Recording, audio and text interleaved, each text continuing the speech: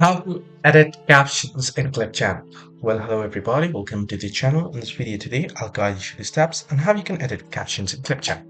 Simply first go ahead and click on text here and you can add in captions, right? You can also click on record and create and you can create text to speech.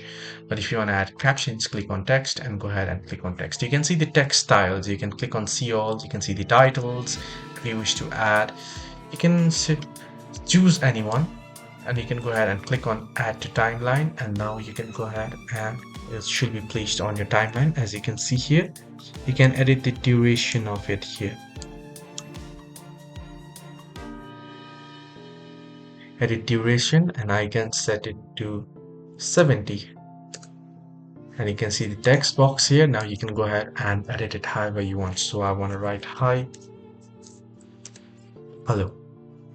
Right, you can edit this here from CGI. You can choose the particular font type, you can choose the size, you can edit text as well. You can click on color and choose the color as well.